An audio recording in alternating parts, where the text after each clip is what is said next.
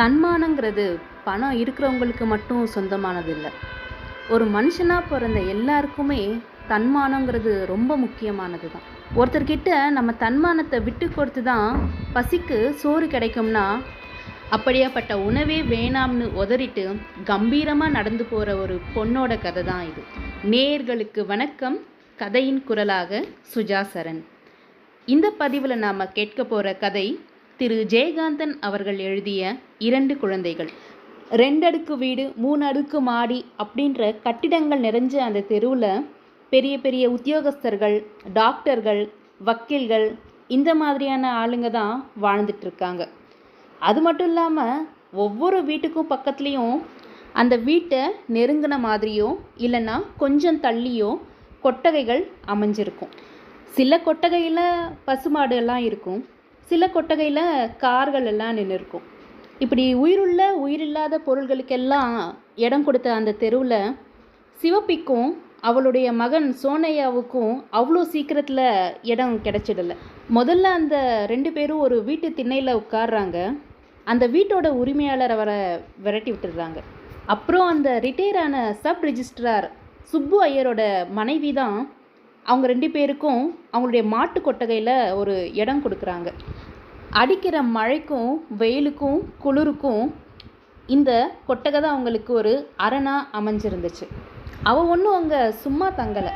தினமும் அந்த மாட்டு கொட்டகையை சுத்தம் செய்வாள். அவள் படுக்கிற இடத்தையும் சுத்தமாக வச்சுக்குவா. அதுக்காக அவங்க காசு கொடுப்பாங்களான்னா அதெல்லாம் கிடையாது. பகலெல்லாம் அந்த குழந்தைய அவள் இடுப்பில் வச்சுக்கிட்டு அந்த தெருக்கோடியில் இருக்கிற விறகு கடைக்கு போவாள். விறகு சும்மா கிடச்சிட்டா பிள்ளை சும்மா இறங்கிடும். அவன் பிள்ளைக்கு காலனாக்கு முறுக்கு வாங்கி கொடுத்து அங்கேயே மரத்தடியில் இங்கேயே உட்காந்துட்டுருன்னு சொல்லிட்டு ஓடிடுவான். பிள்ளைய தனியாக விட்டுட்டு போகிறோமே அப்படிங்கிற ஒரு நினைப்பிலேயே அந்த விறகு சுமையை ஓட்டமும் நடையுமா கொண்டு போய் சேர்த்துட்டு சீக்கிரமாக திரும்பி வந்துடுவாள்.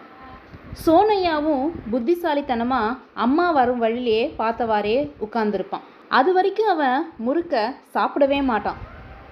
அவங்க அம்மாவை பார்த்ததும் ஒரு சிரிப்பு வரும் அவனுக்கு. அவளும் ஓடி வந்து அந்த புள்ளையை தூக்கி கொஞ்சி முத்தம் கொடுப்பாள். அவங்க அம்மா வந்ததும் அவன் கையில் இருக்கிற அந்த முறுக்கை சிவப்பியோட வாயில் எடுத்து வைப்பான்.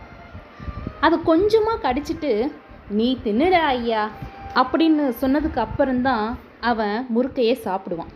விறகு சுமையெல்லாம் இல்லாத நேரத்தில் கடை தெருவில் இருக்கிற கடைங்களுக்கெல்லாம் போய் தானியம் எல்லாம் புடைச்சி கொடுப்பா.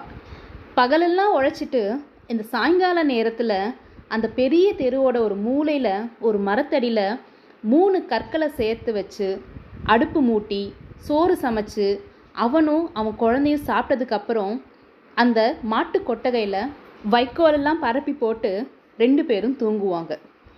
அந்த தெருவில் எல்லா வீட்லேயும் அவள் வேலை செய்வாள்.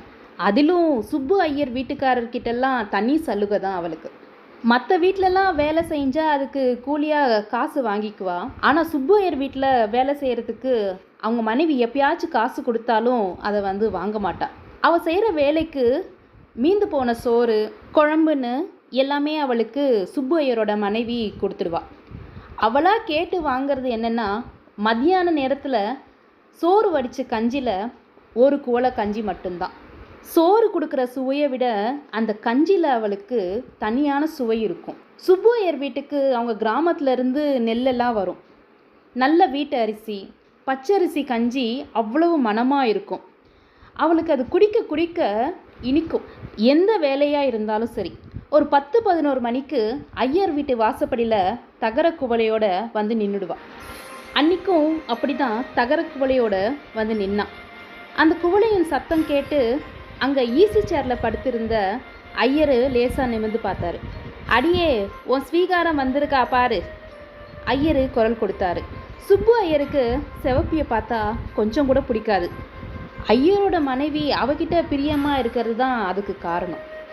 அவரோட வெறுப்பை எப்படியெல்லாமோ காட்டுவார். என்னடா பயலே, வயசு 4 ஆகுதோன்னோ, இன்னும் என்ன ஆயி இடுப்பை விட்டு இறங்க மாட்டேங்கிற? நீயும் போய் விறகு தூக்கிறது தானே? எப்போ பார்த்தாலும் சவாரி தான். நாளைக்கு நடந்து வரலன்னா உன்னை என்ன செய்கிறேன் பாரு அப்படின்னு சொன்னார் சுப்பு ஐயர்.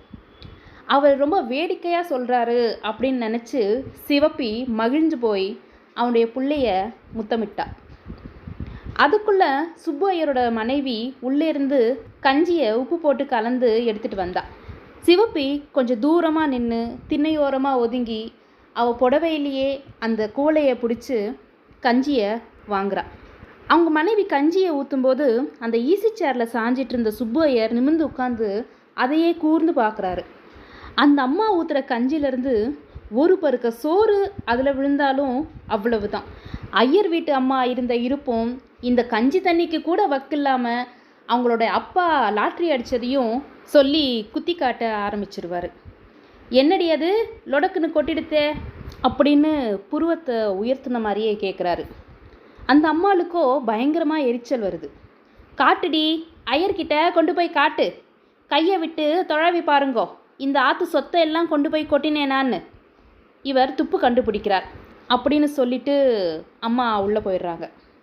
ஒன்றும் இல்லை சாமி, வெறும் கஞ்சி ஆடை. சிவப்பி அதை விரலில் எடுத்து தூக்கி காட்டுறா. அடி அசடே, அதை எரிஞ்சிட்டியே, அதில் தான் வைட்டமின் பி இருக்குது. எனக்கு அதெல்லாம் வானா சாமி, எனக்கு கஞ்சி மட்டும் போதும் அப்படின்னு சொல்லிட்டு கஞ்சி குவளையோடு நகர்ந்தா சிவப்பி. அவள் போகிறதையே பார்த்துட்டு இருந்த ஐயர் இப்படி சொல்லிக்கிட்டாரு. கஞ்சி தண்ணியை குடிச்சிட்டு என்ன தெம்பாக இருக்கா, அதில் தான் சத்தெல்லாம் இருக்குது அப்படின்னு மெதுவாக சொல்லிட்டு அப்புறம் சத்தமாக, அடியே இனிமே சோத்தை வடிக்காத, பொங்கிப்பிடு, அதில் தான் சத்தெல்லாம் இருக்குது, உடம்புக்கு ரொம்ப நல்லது அப்படின்னு சொன்னார். ஆமாம், இப்போ இருக்கிற சத்தே போகிறோம் அப்படின்னு சலிச்சுக்கிட்டு உள்ளே போனால் அவங்களுடைய மனைவி. அந்த அம்மா எத்தனை தடவை சலிச்சுக்கிட்டாலும் ஐயருக்கு சிவப்பியை பார்க்கும்போதெல்லாம் இந்த உலகத்தில் இருக்கிற எல்லா சத்தும் தம் வீட்டு கஞ்சி தண்ணியில் தான் இருப்பதா நினச்சிக்குவார். ராமநாதபுரம் ஜில்லாவிலேருந்து பஞ்சம் பிழைப்பதற்காக தான் மதுரை வந்தா சிவப்பி. பேரளவில் அவள் சிவப்பி, ஆனால் உண்மையான நிறம் கொஞ்சம் கருப்பு தான். அவளுடைய உடம்பு நல்லா ஆரோக்கியமாக திடமாக இருக்கும். பஞ்சத்தில் அடிபட்டு இந்த நகரத்துக்கு வந்தவ தான், ஆனாலும் அவள் திடமாக தான் இருந்தாள். ஒருவேளை நல்ல செழிப்பாக இருக்கிற பூமியில் அவள் வாழ்ந்திருந்தா நிச்சயமாக இவளால் முறம் வச்சுட்டு புளியை விரட்டி இருக்க முடியும். ஆனால் இப்போ அந்த முறத்தால் தானியங்கள் புடைக்கிறதும் கூலிக்கு விறகு சுமக்கிறது தான் வாழ்க்கையாக போயிட்டுருக்கு. சிவப்பியையும் அந்த குழந்தையையும் அங்கேயே விட்டுட்டு ஏதாச்சும் வேலை தேடி வரேன்னு சொல்லிட்டு வடக்கு சீமைக்கு போனால் சிவப்பியோட புருஷன் கருப்பையா தேவன்.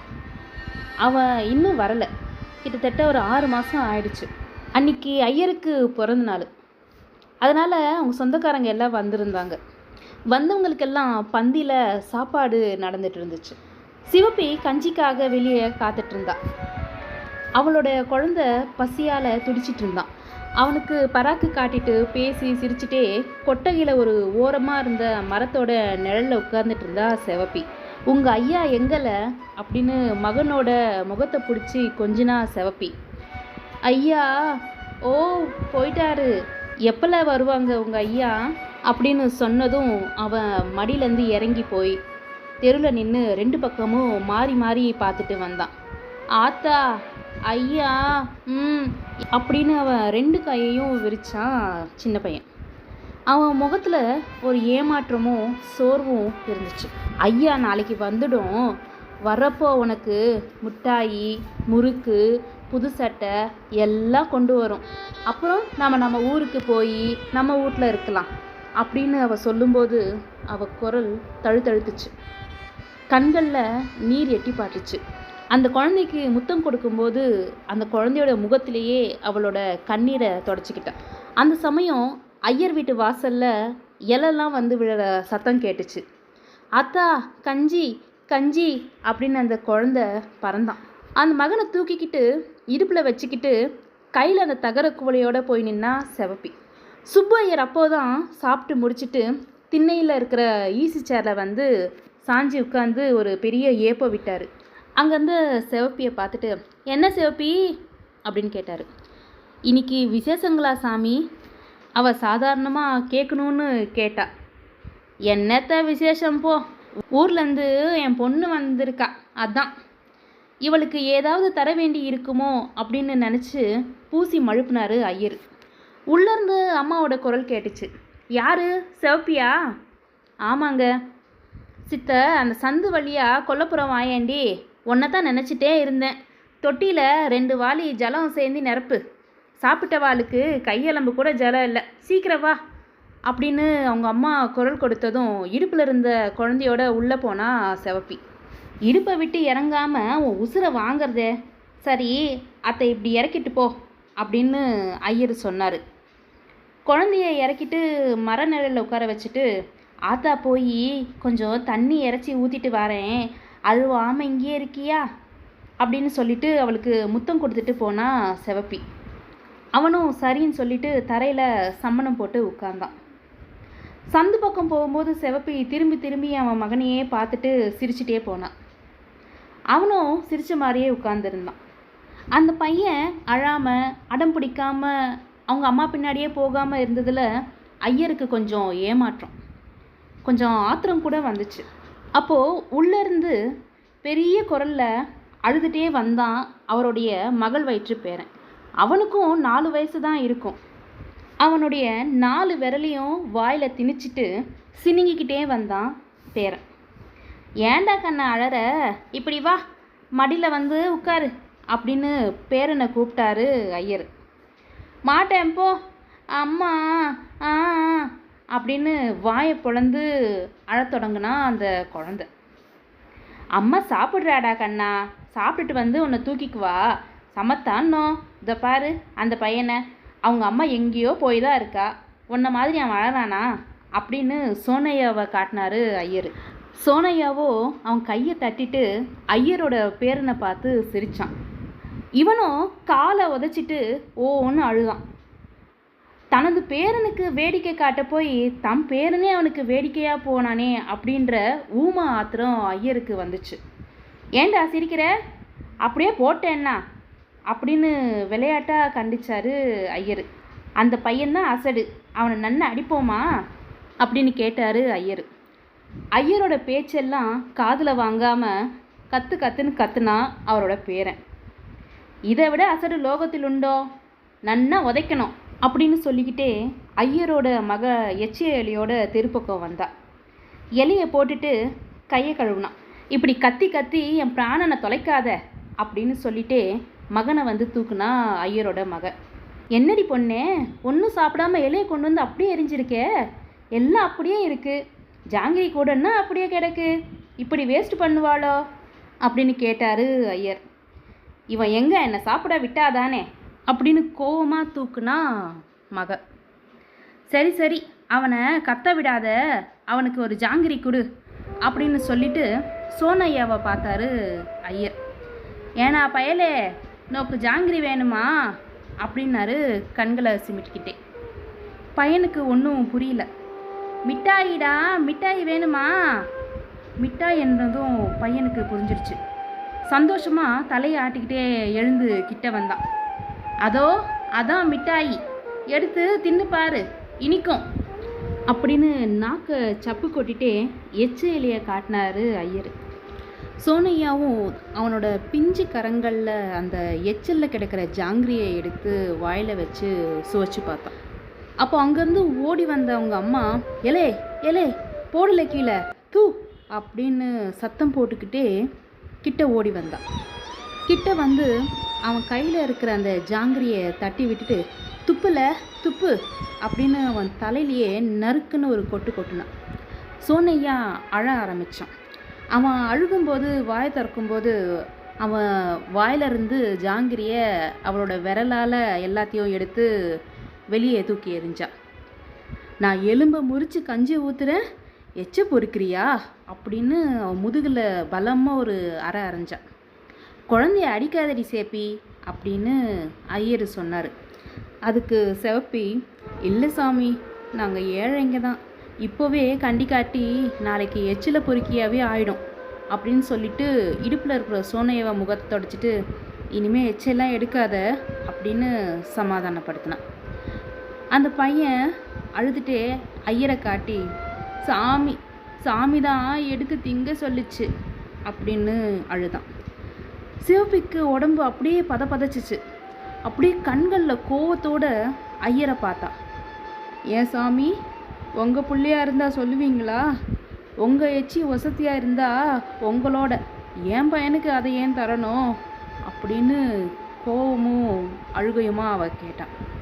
அந்த நேரத்தில் என்னடி அது சத்தம் அப்படின்னு கேட்டுட்டே பாத்திரத்தில் கஞ்சி கொண்டு வந்தா ஐயர் வீட்டு அம்மா.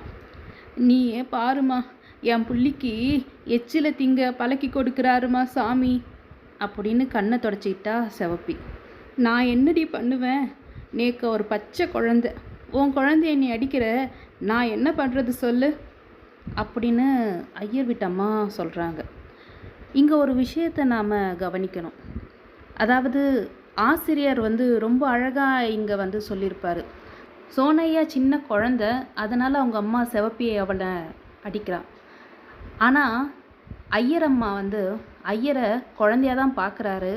ஆனால் அவளால் ஐயரை அடிக்க முடியாது. அதனோட வெளிப்பாடு தான் நீங்கள் முன்னாடி கேட்ட வரிகள். இப்போ ஐயருக்கு கோவம். ஏண்டி சேப்பி, நான் தான் அவனை எடுத்து திங்க சொன்னேன்னு சொல்கிறியே, நான் சொன்னது நீ கண்டியா அப்படின்னு எழுந்து வந்தார். என் மவன் வரவனுக்கு பிறந்தவன், பொய் சொல்ல மாட்டான் சாமி அப்படின்னு ஆக்ரோஷமாக கத்துனா சிவப்பி. ஐயர் அப்படியே அசந்து நின்றுட்டார். ஆமாம் சொன்னேன் தான் வச்சுக்கோ, ஏன் எங்கள் வீட்டு கஞ்சியை தினம் குடிக்கிறியே, அது மட்டும் எச்சில் இல்லையா? அதுவும் எச்சில் தான், தெரிஞ்சிக்கோ அப்படின்னு பதிலுக்கு கத்துனாரு ஐயர். இந்தாங்க சாமி உங்கள் எச்சி கஞ்சி, நீங்களே தான் குடிச்சிக்கோங்க, எனக்கு இந்த எச்சி கஞ்சி வேணாம் அப்படின்னு அந்த தகர குவளையை தடால்னு சாய்ச்சிட்டு சோனா ஐயாவை தூக்கி இடுப்பில் வச்சுக்கிட்டு வேகமாக நடந்தா சிவப்பி. இதெல்லாம் பார்த்துட்டு மனம் பொறுக்க முடியாமல் எல்லாம் என் கர்மம் அப்படின்னு தலையில் அடிச்சுட்டு உள்ளே போனால் ஐயரோட மனைவி. அங்கே போயிட்டு தோட்டத்தில் பார்க்குறா. அந்த தோட்டத்தில் சிவப்பியோட உழைப்பில் நிறைஞ்சிருந்த தண்ணீரும் அவளுக்காக எடுத்து வச்சிருந்த சோறு குழம்பு இதெல்லாம் பார்க்கும்போது ஐயரோட மனைவிக்கு கண்ணில் அப்படி தண்ணி வந்துச்சு. அடியே பார்த்தையோ, நம்மாத்து கஞ்சியை குடிச்சு வந்த கொழுப்புடி, இனிமே அவளுக்கு கஞ்சி ஊற்றப்படாது சொல்லிட்டேன். நாளையிலேருந்து சாதத்தை வடிக்காத, பொங்கிவிடு, அதில் தான் சத்தே இருக்குது அப்படின்னு ஐயர் வழக்கமாக சொல்கிற பல்லவியை திண்ணையிலேருந்து சொல்லிட்டு இருந்தார். அதுவும் கொஞ்சம் கண்டிப்பான குரலில் சொல்லிட்டு இருந்தார். மறுநாள் ஐயர் வீட்டில் சோத்தை வடித்தாங்களோ பொங்குனாங்களோ தெரியாது. ஆனால் வழக்கமாக கஞ்சி வாங்க வர சிவப்பியை அன்னைக்கு காணும். அன்றைக்கி மட்டும் இல்லை, அதுக்கு அடுத்த நாளும் காணும், அதுக்கு அடுத்த நாளுமே காணும், அப்புறம் அந்த தெருவிலே காணும். இதோட இந்த கதை முடியுது. நாம் ஜென் கதைகளை பற்றி கேள்விப்பட்டிருப்போம். அந்த கதைகளெல்லாம் பார்த்திங்கன்னா ஒரு முடிவே இல்லாத கதைகளாக இருக்கும். அதில் அந்த கருத்துக்களை நாம் தான் புரிஞ்சிக்கிற மாதிரி இருக்கும். ஒவ்வொரு கதையும் ஒவ்வொருத்தர் கேட்கும்போதும் அவங்களுடைய கருத்துகள் நிறையவே மாறுபடும். அதே மாதிரி தான் இந்த கதையையும் நம்ம நிறைய கண்ணோட்டத்தில் பார்க்கலாம். கண்டிப்பாக இந்த கதை உங்களுக்கு ரொம்ப பிடிக்கும்னு நினைக்கிறேன். நான் சொல்கிற விதம் உங்களுக்கு பிடிச்சிருந்துச்சுன்னா சேனலை சப்ஸ்கிரைப் பண்ணிக்கோங்க, லைக் அண்ட் ஷேர் பண்ணுங்கள். அடுத்த வீடியோவில் பார்க்கலாம். நன்றி.